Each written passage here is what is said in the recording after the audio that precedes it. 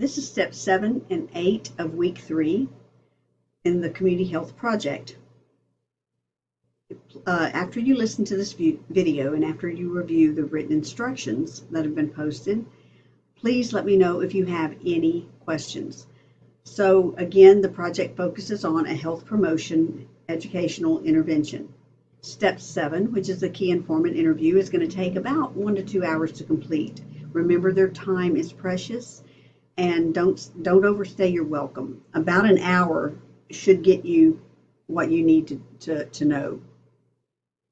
You'll report your findings from step 7 in a 1-page paper. This will probably take you about an hour to do. Step 8 will be the actual assessment of the community using that blank tool that you created in Module 2.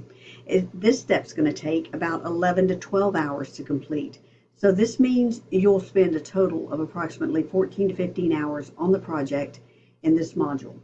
Please plan your time accordingly. So step 7, again, is the key informant interview. This is talked about in your book on page 404, chapter 18. The brief interview should include the following things. Again, you're going to introduce yourself. You should have your name tag on and explain that your purpose is to create a health promotion, health education intervention that they can use in serving the population that they serve. So this is your second visit with them. You're going to see them another 2 times this semester. Make sure you remind them of that. Each time should only be about an hour's length in time, though. We don't want to take up too much of their time.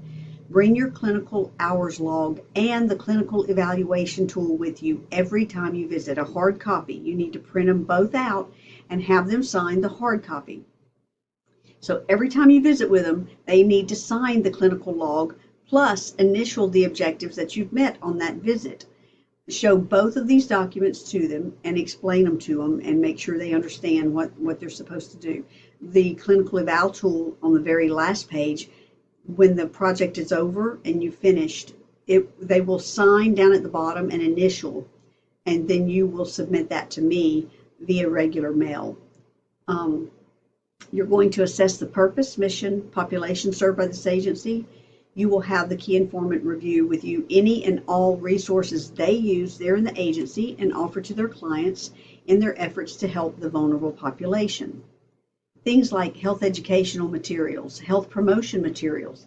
What additional resources or educational materials, like for clients or staff, might be helpful to have on hand? They may need training things for their staff, for new staff. They may also need things for their clients. So they may need both of them. They might just need one or the other, but it's your job to find out. So if they had a wish that they could have granted, what would they wish for? It's okay if they give you several different ideas. And it's okay if sometimes their wishes may be something that you realize, okay, I can't do anything about that. That's okay. That's fine. You'll take note of it. Your further assessments, after they give you their ideas, your further assessments, as in completing the community recon, are going to drive the final intervention as what you do for them. So what about community resources? Which ones do they use? What do they wish would be available? Those are some of the things you want to talk to them about. When closing the interview, remember to have them sign your clinical log and check off and initial the appropriate objectives on the clinical evaluation tool that you met for this visit. And lastly, set a return date for your next visit. That's going to be next week after you complete the analysis phase and develop a problem needs list. They will need to look at that problem needs list and to see if you're on the right track and to verify that yes, you're going to do things for them that they feel like is important. Remember, the community is always kept in the loop. Then you will summarize all of this information in a 1-page paper and submit it. Step 8. You use the blank community recon tool you created in Module 2 to assess your community for available resources. You're going to use search engines like Google or DuckDuckGo or any of the other search engines you may want to. So this exercise is not only going to help your agency, but it helps you to better know your community so that you can better help your patients in the hospital who will be returning home to the community when they're discharged. City-data.com is a website that has excellent excellent information on schools, crime rates, sex offenders, house prices, cost of living, home value estimator, much more. Is a really good website. So what are we looking for exactly? You're assessing your entire community for the resources you listed on that Community Recon assessment tool.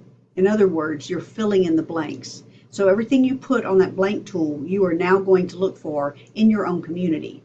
You'll explain, where possible, what services are offered by these resources, the cost, the hours of the resources, that kind of stuff. Maybe you'd want to know how many pharmacies there are, and do any of them stay open 24 hours.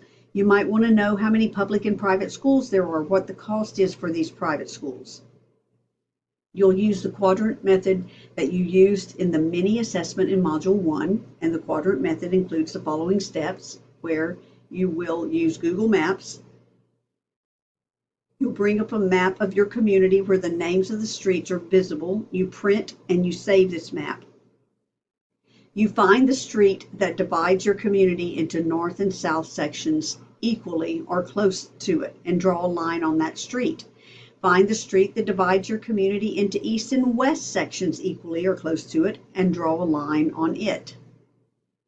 Then find where these two streets intersect. Now you've got 4 quadrants. You have a northwest quadrant, a southwest quadrant, a northeast quadrant, and a southeast quadrant. I'm calling them quadrants. They're squares, okay? You've got 4 squares once you draw those 2 intersecting lines.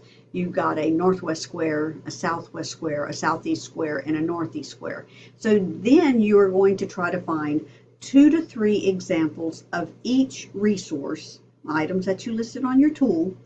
Try to find 2 to 3 of those. If you listed pharmacies, I expect you to try to find 2 or 3 pharmacies in each quadrant of your community.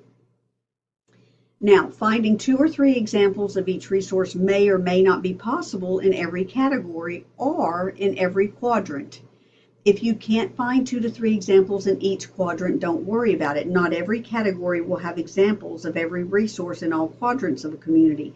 They may all be concentrated in 2 or 3 quadrants. They may all be concentrated on the east side of town or on the south side of town, and there's nothing in the north side, or they simply may not exist in your community. You may find resources you didn't list on your assessment tool. This is great. You've got enough blanks there. You created your tool where one category is on each page, and so you've got enough extra blanks there that you can slip them in. Put it down under whichever one of the 9 systems you feel it applies. If you find something in your community and you think, wow, I didn't think about putting that on my tool, but I'm glad I found it. You also may discover that some of the resources you put on your assessment tool are missing. They don't exist in your community, and that's okay too. You just need to note them as missing. Write missing out to the side, circle it or something, highlight it, something. Let me know that you didn't just ignore these things on your assessment tool. So again, one of the purposes of assessing a community for resources is to help you be a better nurse in your community. We sometimes have preconceived notions or biases about our communities, especially if we were born and raised there. Knowing the resources available in your community helps you help your patients better. The due date for this is Sunday. And then here's the guidelines, rubric. Step 7, turn in a 1-page single-space paper, 500 words for the key informant interview, and it's going to be graded using the paper rubric.